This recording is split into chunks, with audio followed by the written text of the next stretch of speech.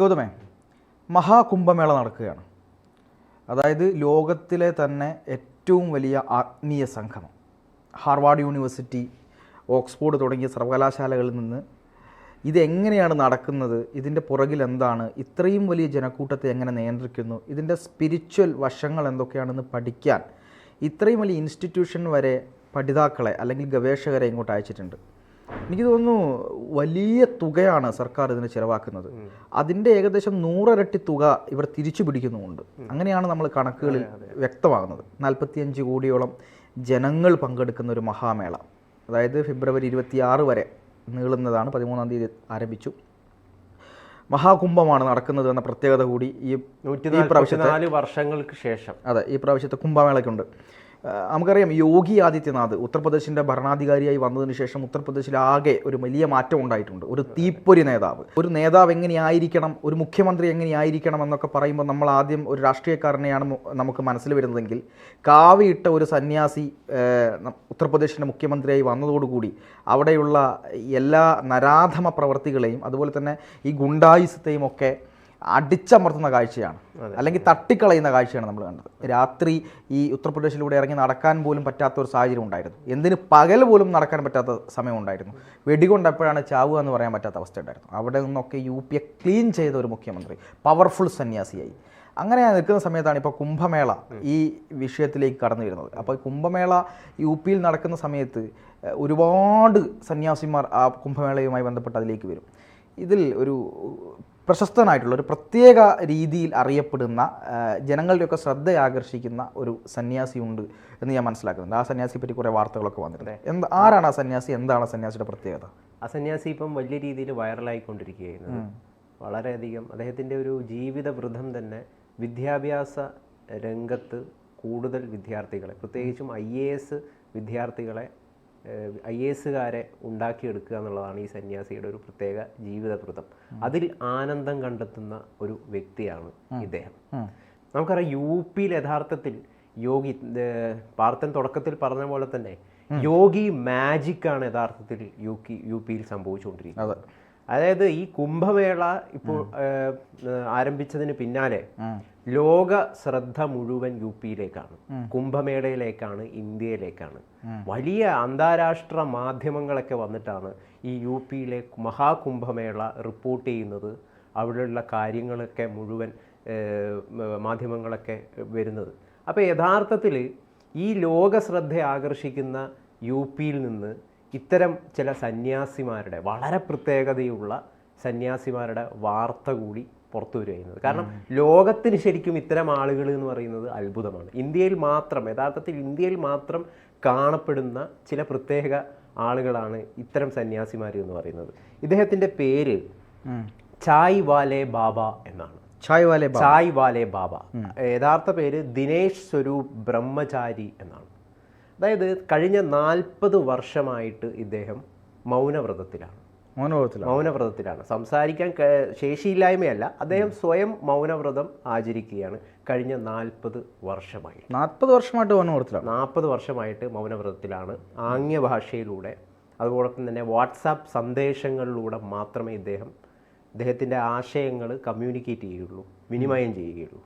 അപ്പം ഇദ്ദേഹത്തിൻ്റെ ഒരു ഏറ്റവും വലിയ പ്രത്യേകത എന്ന് പറയുന്നത്, ഇദ്ദേഹത്തിൻ്റെ ജീവിത ദൗത്യം എന്ന് പറയുന്നത് ഞാൻ നേരത്തെ സൂചിപ്പിച്ചതുപോലെ IASലേക്ക്, സിവിൽ സർവീസിലേക്ക് വരാൻ താല്പര്യമുള്ള ആളുകളെ, ആ വിദ്യാർത്ഥികളെ പഠിപ്പിക്കുക. ആ പഠിപ്പിക്കുന്ന കർത്തവ്യമാണ് കഴിഞ്ഞ 40 വർഷമായിട്ട് ഇദ്ദേഹം ചെയ്തുകൊണ്ടിരിക്കുന്നത്. ഇദ്ദേഹം വാട്സാപ്പിലൂടെ കുട്ടികൾക്ക് പഠന വിഷയവുമായി ബന്ധപ്പെട്ടുള്ള കാര്യങ്ങൾ കമ്മ്യൂണിക്കേറ്റ് ചെയ്യും. ഇദ്ദേഹത്തിൻ്റെ അടുത്ത് വരുന്ന കുട്ടികൾക്ക് ഒരു സ്ലേറ്റ് ഉണ്ട്, ആ സ്ലേറ്റിൽ ഇദ്ദേഹം എഴുതിയിട്ട് സന്ദേശം കൈമാറും. അങ്ങനെ മൗനവ്രതത്തിലൂടെ തൻ്റെ ജീവിതവൃതം, ഈ വിദ്യാഭ്യാസ മേഖലയിൽ IASകാരെ ഉണ്ടാക്കിയെടുക്കുക എന്ന് പറയുന്ന ജീവിതവൃതം ആചരിക്കുക, അതിൽ ആനന്ദം കണ്ടെത്തുക എന്ന് പറയുന്ന ഒരു അപൂർവ വ്യക്തിയാണ് ഈ ദിനേശ് സ്വരൂപ് ബ്രഹ്മചാരി എന്ന് പറയുന്നത്. ഇദ്ദേഹത്തിൻ്റെ മറ്റൊരു പ്രത്യേകത എന്ന് പറയുന്നത്, മറ്റെവിടെയും നമുക്ക് കാണാൻ പറ്റില്ല ഇങ്ങനെയുള്ള ആളുകളെ. വളരെ വിചിത്രവും വിരളവും മാത്രമാണ് ഇത്തരം ആളുകൾ. ഏതായാലും ചില വാർത്തകളൊക്കെ 2-3 വർഷങ്ങൾക്ക് മുമ്പ് ഇത്തരം ആളുകളെ കുറിച്ച് കേരളത്തിൽ നിന്നും പുറത്തു വന്നിട്ടുണ്ട്. ഇദ്ദേഹം 40 വർഷമായിട്ട് ചായ മാത്രമേ കുടിക്കുള്ളൂ, ചൂട് ചായ. ദിവസേന 10 ഗ്ലാസ് ചൂട് ചായ കുടിക്കും. മറ്റ് യാതൊരു ഭക്ഷണവും കഴിക്കുന്നില്ല. ഒരു ഭക്ഷണം കഴിക്കുന്നില്ല, മറ്റൊരു ഭക്ഷണവുമില്ല. 40 വർഷമായിട്ട് ഇദ്ദേഹം ചൂട് ചായ മാത്രം കുടിച്ചുകൊണ്ടാണ് ജീവിക്കുന്നത്. ഇത്തരം പ്രത്യേകതകൾ കൊണ്ട് വളരെയധികം ഇദ്ദേഹം ഇപ്പം BBC അടക്കം ഉള്ള ചില മാധ്യമങ്ങൾ ഇദ്ദേഹത്തിൻ്റെ ചില വിഷ്വൽസും കാര്യങ്ങളും ഒക്കെ ഇപ്പോൾ റിപ്പോർട്ട് ചെയ്തിട്ടുണ്ടെന്നാണ് നമുക്ക് മനസ്സിലാക്കുവാൻ വേണ്ടിയിട്ട് സാധിക്കുന്നത്. അത്തരം ചില വിഷ്വൽസൊക്കെ ഇപ്പോൾ പുറത്തു വരുന്നുണ്ട്. ഇദ്ദേഹം ഈ IAS, അതായത് ഒരു സന്യാസിക്ക് എന്താണ് ഈ IASൽ കാര്യം എന്നൊക്കെ ചിന്തിക്കുന്ന ആളുകളുണ്ടാവും. മാത്രമല്ല അദ്ദേഹം മൗനവ്രതത്തിലാണെങ്കിൽ അദ്ദേഹം എങ്ങനെയാണ് ഈ IAS കാര്യമൊക്കെ പഠിപ്പിക്കുക എന്നൊരു ചോദ്യമല്ലേ. അപ്പം പക്ഷേ ഞാൻ മനസ്സിലാക്കുന്ന അനുസരിച്ച് ഇദ്ദേഹം ഒരു വലിയ വിദ്യാഭ്യാസ പ്രവർത്തകനാണ്. വിദ്യാഭ്യാസത്തിലൂടെ എന്താണ് കൂടുതൽ ഇന്ത്യ എന്ന് പറയുന്ന രാഷ്ട്രത്തിൻ്റെ വിദ്യാഭ്യാസ മേഖലയെ സമ്പുഷ്ടമാക്കണം എന്ന ആഗ്രഹത്തോടു കൂടി ജീവിക്കുന്ന ഒരു വ്യക്തിയാണ് അദ്ദേഹം. ഈ നളന്ദ, തക്ഷശില തുടങ്ങിയ സർവകലാശാലകൾ ഉണ്ടായിരുന്നു നമ്മുടെ ഭാരതത്തിൽ. ഭാരതത്തിൻ്റെ പ്രത്യേകത എന്ന് പറയുന്നത് അറിവിനെ തേടി ഇങ്ങോട്ട് ആളുകൾ വന്നുകൊണ്ടിരുന്ന ഒരു സാഹചര്യം ഉണ്ടായിരുന്നു. അറിവിൻ്റെ കേന്ദ്രമാണ് ഭാരതം. ഇവിടെ നിന്ന് കൊണ്ടുപോയ അറിവുകളാണ് ഭൂരിഭാഗവും എല്ലായിടത്തും പ്രചരിച്ചിരുന്നത് എന്നാണ് സത്യാവസ്ഥ.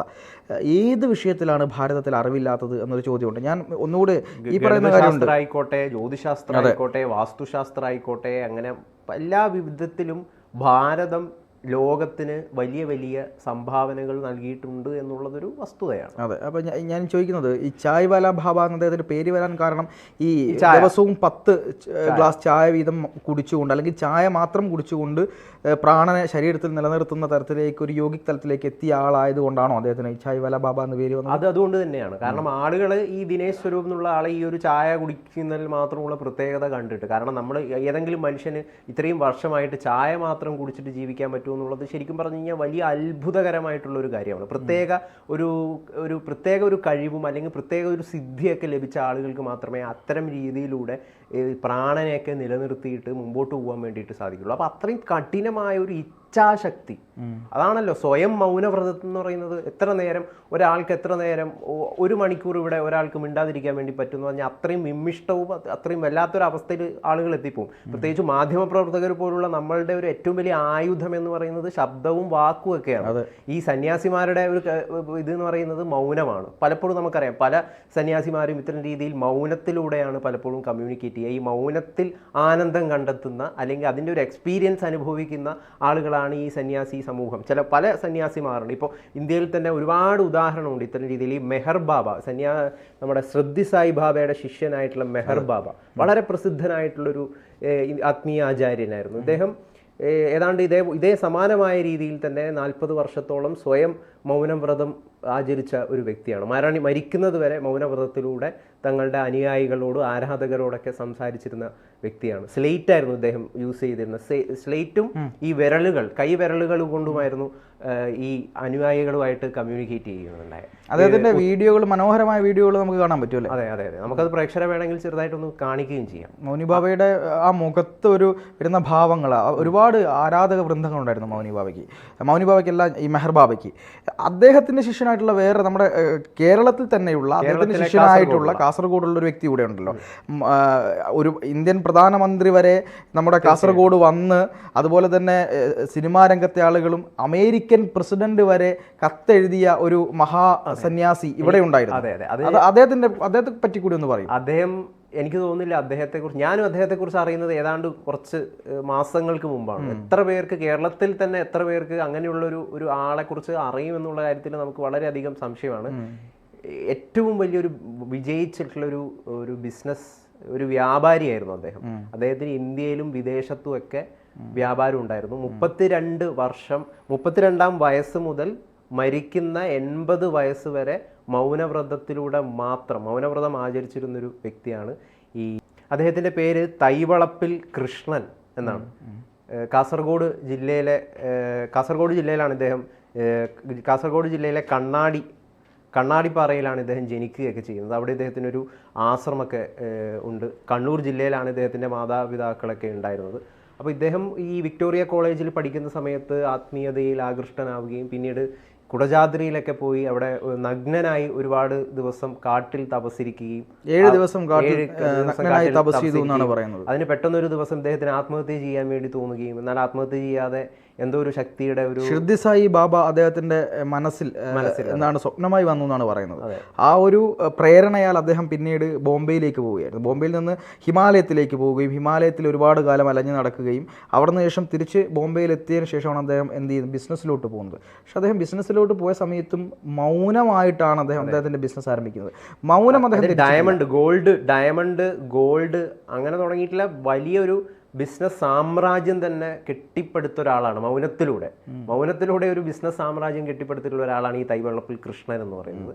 പക്ഷെ അദ്ദേഹം ഒരു സാധാരണ സന്യാസിമാരെ പോലെ ഒരു സന്യാസ മാർഗമൊന്നും സ്വീകരിച്ച ആളായിരുന്നില്ല. അതായത് അദ്വൈതത്തിന്റെ ഭാഗമായിട്ടോ അല്ലെങ്കിൽ നമ്മുടെ വേദാന്തത്തിന്റെ ഭാഗമായിട്ടോ ഒക്കെ പല മഠങ്ങളും ദീക്ഷ കൊടുത്ത ഒരു സന്യാസിയായ ആളല്ല അദ്ദേഹം ഒരു അവധൂതനാണോ എന്ന് ചോദിച്ചാൽ എനിക്ക് അവധൂത രീതിയിലേക്ക് അദ്ദേഹം എത്തിയെന്ന് എനിക്ക് പറയാൻ പറ്റില്ല. പക്ഷേ ഇതിൻ്റെയൊക്കെ നടുവിൽ നിൽക്കുന്ന ഒരു മനുഷ്യനായിരുന്നു. ഒരു 32-ാം വയസ്സിലാണ് ഇദ്ദേഹം ഈ ഒരുപാട് തൻ്റെ അനുയായികളെയൊക്കെ വിളിച്ചുകൊണ്ട് ഇനി മുതൽ ഞാൻ മൗനത്തിലേക്ക് പോവുകയാണെന്നുള്ളൊരു പ്രഭാഷണമൊക്കെ നടത്തിയിട്ടാണ് അതിലേക്ക് ആരംഭം കുറിക്കുകയൊക്കെ ചെയ്യുന്നത്. മൗനത്തിനെക്കുറിച്ചൊരു പുസ്തകം വരെ എഴുതിയിട്ടുണ്ട്. ദൈവവുമായിട്ട് കമ്മ്യൂണിക്കേറ്റ് ചെയ്യാനുള്ള ഏറ്റവും വലിയൊരു ഉപാധി എന്ന് പറയുന്നത് ഈ മൗനമാണ് എന്നൊക്കെയാണ് ഈ തൈവളപ്പിൽ കൃഷ്ണനെ പോലുള്ള ആളുകളൊക്കെ പറഞ്ഞിട്ടുള്ളത്. ഇപ്പോൾ നമ്മുടെ ഈ ചായ്വാല ബാബയും പറയുന്നത് മനസ്സിലും ശരീരത്തിലും മൗനത്തിലൂടെ ഊർജം സംരക്ഷിച്ചു വെക്കാൻ വേണ്ടിയിട്ട് സാധിക്കുന്നു. അതാണ് എൻ്റെ ജീവിതത്തിലെ ഇത്രയും കാലം പല കർത്തവ്യങ്ങളും ചെയ്യാൻ വേണ്ടിയിട്ട്, ഉദാഹരണത്തിന് ഈ ചായ മാത്രം കുടിച്ചുകൊണ്ട് ജീവിക്കാൻ പറ്റുന്നതൊക്കെ അതിൻ്റെയൊക്കെ പ്രേരണയാണ്, ആ ഊർജം. അങ്ങനെയാണ് ഞാൻ ഊർജം കണ്ടെത്തുന്നതെന്നാണ് ഇവരൊക്കെ പറയുന്നത്.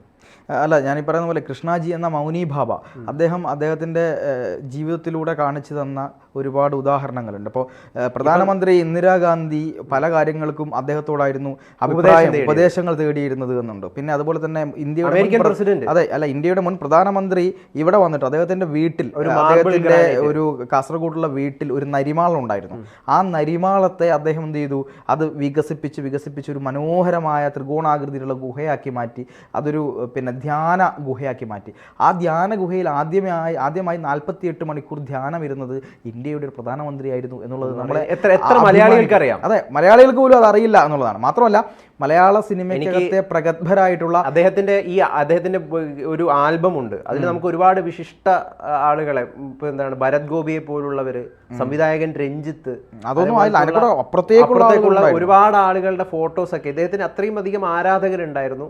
ഭയങ്കര അണ്ടർ റേറ്റഡ് ആയിട്ടുള്ള ഒരു വ്യക്തിയാണ് ഇദ്ദേഹം എന്നാണ് നമുക്ക്. American president bill Clinton, Clinton direct കത്ത് അയച്ച ഒരു മഹാൻ. കത്തയച്ച അദ്ദേഹമായിട്ട് പരിചയമുണ്ട്. നേരിട്ട് കാണാതിരിക്കുന്നത് കൊണ്ടുള്ള പ്രശ്നം അറിയിക്കാൻ വേണ്ടി നേരിട്ട് ഈ കാസർഗോഡത്തെ അഡ്രസ്സിലേക്ക് കത്ത് വന്ന ഒരു മഹാമനുഷ്യൻ. അപ്പോൾ നമുക്ക് അവസാനിപ്പിക്കാനുള്ള സമയമായി. എന്തായാലും ഈ മൗനത്തിന്റെ കാര്യം പറഞ്ഞതുകൊണ്ടാണ്, മൗനം വല്ലാത്തൊരു എക്സ്പീരിയൻസ് ആണ്. കാരണം എനിക്കും ഗൗതമനും ഇപ്പം നമ്മുടെ സ്റ്റുഡിയോയിലുള്ള ആളുകൾക്കും ഇത് കാണുന്ന പ്രേക്ഷകർക്കുമൊക്കെ എത്ര ദിവസം അല്ല എത്ര സമയം മൗനമായിരിക്കാൻ പറ്റുമെന്ന് ചിന്തിച്ചാൽ മതി.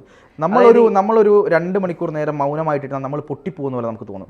എന്തോ ഉള്ളിൽ നിന്ന് നമ്മൾ എന്ത് ചെയ്യണം നമുക്കറിയില്ല. അതായത് നമ്മുടെ പല മെഡിറ്റേഷൻ സെന്റേഴ്സും ഇത്തരം രീതിയിൽ 4-5 ദിവസം മൗനത്തിൽ മാത്രം ഇരിക്കുന്ന പാക്കേജുകളൊക്കെ ഒരുക്കുന്ന ഒരുപാട് ഈ ചില റിസോർട്ടുകളിലൊക്കെ ഈ മെഡിറ്റേഷൻ സെൻറ്റേഴ്സിൻ്റെ ഒക്കെ ഭാഗമായിട്ട് അവിടെ വന്നു കഴിഞ്ഞുള്ള ഒരു പാക്കേജ് എന്താണെന്ന് വെച്ച് കഴിഞ്ഞാൽ നിങ്ങൾ 7 ദിവസം ഒന്നും മിണ്ടരുത്, ഓൺലി വാട്സാപ്പിലൂടെയോ അല്ലെങ്കിൽ കൈകളിലൂടെയോ മാത്രം സംസാരിക്കുക. ഇങ്ങനെ പാക്കേജായിട്ട് പല സ്ഥലങ്ങളിലും ഇത്തരം പരിപാടികളൊക്കെ ചെയ്യുന്നുണ്ട് ഈ മൗനത്തിൻ്റെ ഒരു എക്സ്പീരിയൻസ് മനസ്സിലാക്കുവാൻ വേണ്ടിയിട്ട്. എനർജി ഏറ്റവും കൂടുതൽ നഷ്ടപ്പെടുന്നത് നമ്മുടെ സംസാരത്തിലൂടെയാണ്. അതാണ് നമ്മുടെ ചക്രാസുകളെ പറ്റി പറയുന്നത്. അത് ഒരുപാട് സമയമെടുക്കും പറയാൻ. അപ്പോൾ ഈ ചക്രാസിലൂടെയുള്ള ആ എനർജി നഷ്ടപ്പെടുന്നത് ശബ്ദത്തിലൂടെയാണ്. ആ ശബ്ദം നിയന്ത്രിക്കുമ്പോൾ നമുക്ക് ഒരുപാട് എനർജി സേവ് ചെയ്യാൻ കഴിയുന്നുണ്ട്.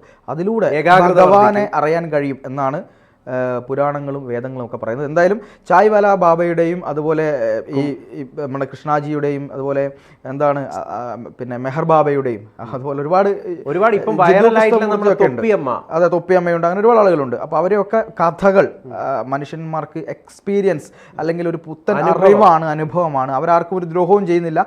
അതുകൊണ്ട് അടിയിൽ വന്ന് ട്രോളണ്ട. നല്ല ആളുകളെ പറ്റിയുള്ള കാര്യങ്ങളൊക്കെ ചില ആൾക്ക് ചൊറിച്ചിലുണ്ടാവും.